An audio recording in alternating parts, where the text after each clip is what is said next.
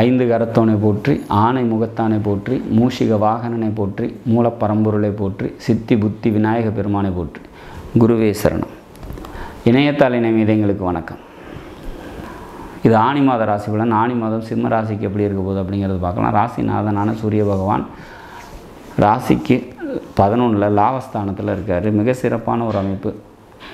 எதுலேயும் வெற்றி, செய்யக்கூடிய முயற்சிகள்லாம் வெற்றி அடையும். தந்தையால் நன்மை உண்டு அப்படிங்கிற மாதிரியான ஒரு அமைப்பு. தர்ம சிந்தனை, தயால குணம் இதெல்லாம் கூடும் அப்படிங்கிற மாதிரியான ஒரு சுச்சுவேஷன்ஸ். சரி, பொருளாதாரம் நல்லாயிருக்கும். லாபஸ்தானத்தில் 2 மற்றும் லாபாதிபதினு சொல்லக்கூடிய புதன் ஆட்சி பெற்ற நிலையில் செஞ்சிருக்கிறார். இந்த மாதத்தை பொறுத்த வரைக்கும் பொருளாதாரம் முன்னேற்றம் ஏற்படும், நன்மைகள் ஏற்படக்கூடிய நல்ல ஒரு மாதம். எழுத்து, டாக்குமெண்டேஷன், கம்யூனிகேஷன், புரோக்கரேஜ் சம்மந்தப்பட்ட நன்மைகள் ஏற்படும். தாய் மாமன் வழி உறவினர்களால் நன்மைகள் ஏற்படும் அப்படிங்கிற மாதிரியான ஒரு அமைப்பு. சொந்த தொழில் செஞ்சிட்ருக்கவங்களுக்கு தொழிலில் முன்னேற்றம் அடையும் அப்படிங்கிற மாதிரியான ஒரு சுச்சுவேஷன்ஸ். கம்யூனிகேஷன் சம்மந்தப்பட்ட விஷயங்களில் கூடுதல் நன்மை ஏற்படும். சிறு தூர பயணங்களால் நன்மைகள் ஏற்படும் அப்படிங்கிற மாதிரியான சுச்சுவேஷன்ஸ். பூமி, இடம் சம்மந்தப்பட்ட தொழில் செய்கிறவங்களுக்கு தொழில் நல்லாயிருக்கும். தாயாரால் நன்மைகள் ஏற்படும்.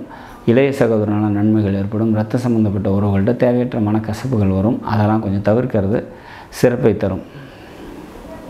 சரி, வேலைக்கு போயிட்டுருக்கவங்களுக்கு எப்படி இருக்கும் அப்படின்னா, வேலைக்கு போயிட்டுருக்கவங்களுக்கு வேலையில் கொஞ்சம் அழுத்தம் அதிகமாக இருக்கும். அதை சமாளிக்கக்கூடிய சக்தியும் ஆற்றலும் இந்த சூரிய பகவான் நிச்சயமாக தருவார். ஏன்னா அவர் லாபஸ்தானத்தில் செஞ்சுருக்கிறாங்க.